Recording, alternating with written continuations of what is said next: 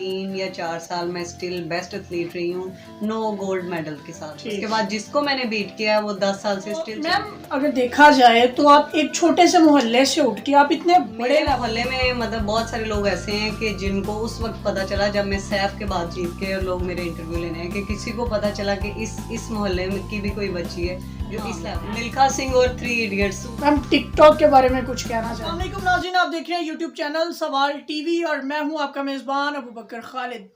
नाज़रीन, आज हम जिनके साथ मौजूद हैं वो साउथ एशियन मेडलिस्ट हैं और इन्होंने बहुत से मेडल्स विन किए हुए हैं। आप अगर देख सकें तो बहुत सारे मेडल्स हैं और ये भी वो हैं जो यहाँ पे आ सकते थे। और चलें बिना टाइम ज़ाया किए हम इन्हीं के पास चलते हैं। अस्सलाम वालेकुम मैम। वालेकुम सलाम। मैम आपका नाम क्या है? मेरा नाम अनीला गुलजार है। मैम सबसे पहले तो आप बताएं कि आपकी अचीवमेंट्स क्या क्या हैं? अगर तो अचीवमेंट का सिलसिला मेरे स्कूल और यूनिवर्सिटी लेवल से शुरू किया जाए तो मैं उससे आपको बताती हूँ कि मैंने अपनी गेम का आगाज़ अपने कॉलेज लेवल से शुरू किया। मैं एक गवर्नमेंट कॉलेज की स्टूडेंट थी, कारखाना बाजार कॉलेज से मैंने अपनी इब्तदाई तालीम हासिल की। उसके बाद मेरी यूनिवर्सिटी का सिलसिला शुरू हो गया जिसमें मैंने पंजाब यूनिवर्सिटी से मैंने हमेशा अपनी नुमाइंदगी की। 3 या 4 साल मैं स्टिल बेस्ट एथलीट रही हूँ, नो गोल्ड मेडल के साथ। यूनिवर्सिटी में मैंने बहुत सारे रिकॉर्ड किए हैं।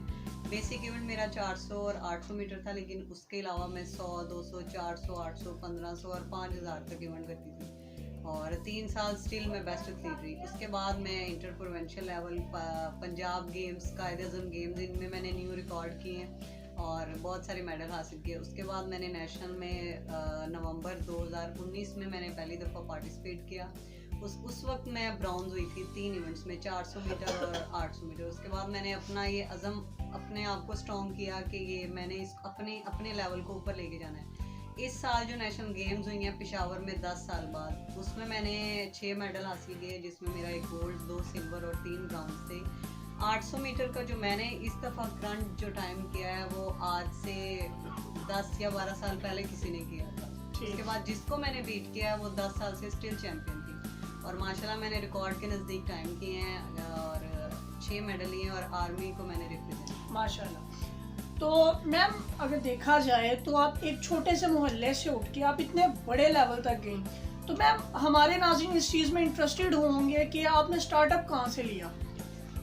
मुझे बेसिक गेम का बहुत शौक था और जिस स्कूल में मैं पढ़ती थी वर्कर्स वेलफेयर में, वो सेमी गवर्नमेंट स्कूल था, वहाँ गेम्स नहीं होती थी। 3 साल बाद वहाँ कंपटीशन हुआ करते थे, लेकिन मुझे गेम का बहुत ज़्यादा शौक था तो गेम के शौक की वजह से मैंने गवर्नमेंट कॉलेज में एडमिशन लिया। वहाँ पे वॉलीबॉल की हमें ट्रेनिंग करवाई जाती थी। मैं आपको मज़े की बात बताती हूँ कि वॉलीबॉल की जब ट्रेनिंग कराई जाती थी मुझे वॉलीबॉल नहीं खेलना आता था, लेकिन मुझे गेम का शौक था, मैं ग्राउंड में चली जाया करती थी।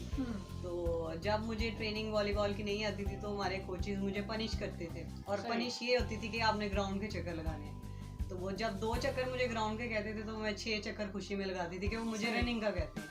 तो इससे मेरा शौक बढ़ता बढ़ता बहुत आगे तक चला गया और मैंने जब इस गेम का आगाज़ किया तो इस अज़म से किया कि मैंने अब मंजिल मकसूद तक पहुंचना है और अल्लाह ताला ने मुझे पहुंचाया। सही। तो मैम अगर हम देखें तो आपने स्टार्टअप भी लिया, ठीक है, और आप इतने बड़े लेवल तक पहुंची, तो आप क्या समझती हैं कि आपकी इस गेम लाइफ में आप किसको कंट्रीब्यूशन देती हैं कि किसको कंट्रीब्यूशन जाता है आपकी सक्सेस का?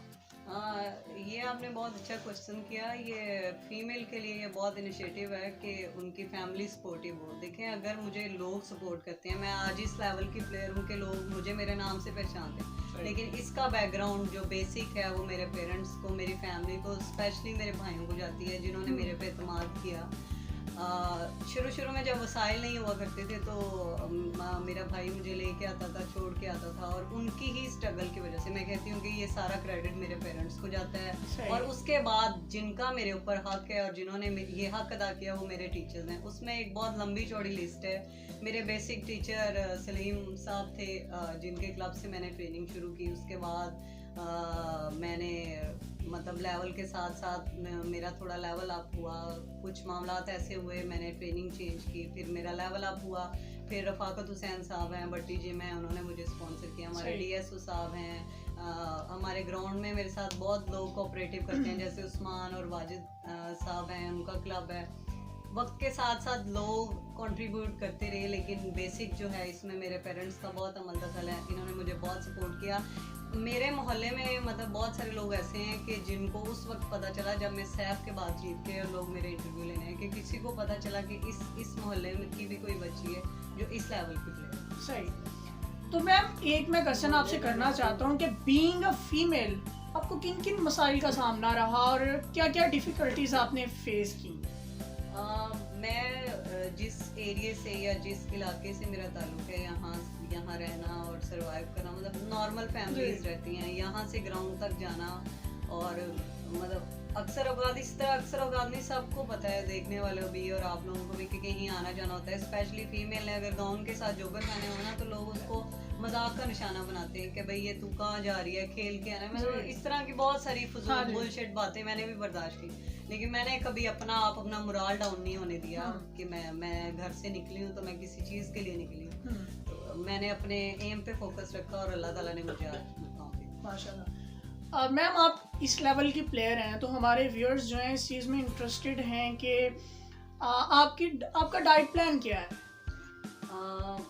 बिल्कुल हमारे कोचेस और जो हमारे सीनियर्स हैं, इसमें आपकी डाइट, ट्रेनिंग और हर चीज़ काउंट होती है। स्पेशली प्लेयर के लिए उसकी रेस्ट प्रॉपर और ट्रेनिंग के साथ साथ अच्छी डाइट का होना बहुत ज़रूरी है। अगर आप अपना लेवल अप करने जाते हो तो आप मतलब घर की जो रूटीन वाइज चीज़ें होती हैं, रोटी है, ये है, वो है, इसके साथ आपका गुजारा नहीं। उसके लिए आपको बेसिक न्यूट्रिशन अपना सेट करना पड़ता है, जिसमें आपको ओट्स लेने पड़ते हैं, आपको स्वीट पोटैटोस में, मतलब बहुत सारी मुख्तलिफ चीज़ें ऐसी हैं जो आपकी ट्रेनिंग और आपका प्रोटीन लेवल अप करती हैं और आपको ट्रेनिंग में एनर्जी देती हैं। सही।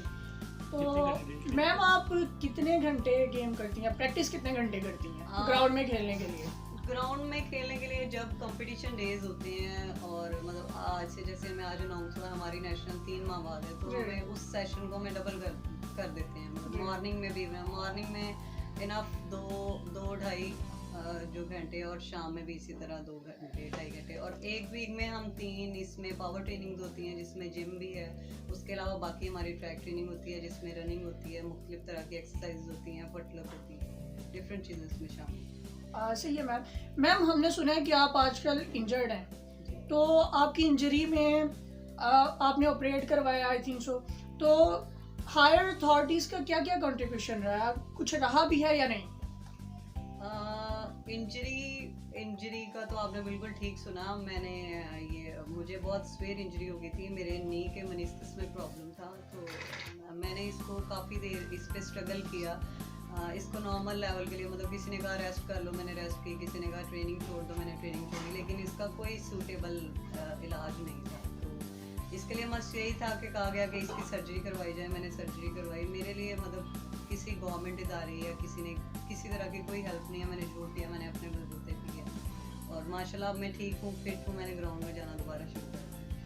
ठीक है मैम, ये तो बातें होगी थोड़े हार्ड नोट पे, क्योंकि हमारे प्रोग्राम का हमारी इंटरव्यूज़ का एक फॉर्मेट है कि हम हार्ड नोट पे आने के बाद सॉफ्ट नोट पे आते हैं। तो मैम आपको फेवरेट डिश आपकी क्या है?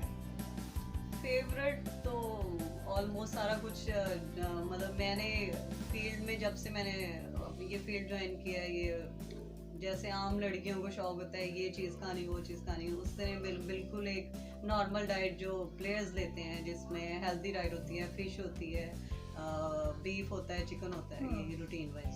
मैम मूवीज़ देखती हैं आप? नहीं, इतना टाइम नहीं होता है, ट्रेनिंग के साथ रेस्ट करना होता है, मूवीज़ वगैरह कभी नहीं। आपको लास्ट मूवी कौन सी याद आ रही है जो आपने देखी हो लास्ट, और कब की बात है ये?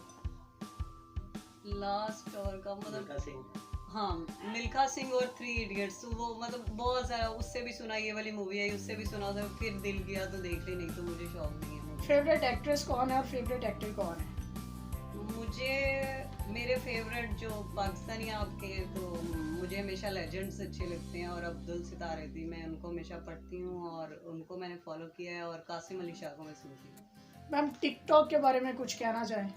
टिकटॉक ये फजूल और क्या कहते हैं, जो मसरूफ़ लोग हैं उनकी एक्टिविटी नहीं है, जो फ्री होते हैं ये उनकी एक्टिविटी है, और मुझे इसमें कोई इंटरेस्ट नहीं है। मैम इन द लास्ट आप सवाल टीवी को कोई मैसेज देना चाहें? या जो नए लड़के हैं उनको कुछ मैसेज देना चाहें, या जो बच्चे खेलती हैं या फीमेल खेलती हैं उनके बारे में आप कुछ मैसेज उन्हें देना चाहें? एक पंजाबी में कहावत है बड़ों की कि माली दा कम पानी लाना पर मशकां लावे, मालिक दा कम फल फुलाना लावे या ना लावे। तो ज़िंदगी के आप किसी भी मुकाम पे, चाहे वो स्पोर्ट्स फील्ड है या आपकी एजुकेशनल फील्ड है, आप उसमें मेहनत करें और उसका रिवॉर्ड ऑन गॉड अल्लाह ताला पे छोड़ दें। अगर आपने मेहनत की है और आप इस चीज़ का अज़म रखते हैं कि आपने मेहनत की है, अल्लाह ताला आपको इसका सिला देगा। और अगर आपने उसमें बेईमानी की है या बदनीयती की है तो आपको उसका भी सिला मिलेगा। Thank you so much ma'am, सवाल टीवी को टाइम देने के लिए। अस्सलाम वालेकुम।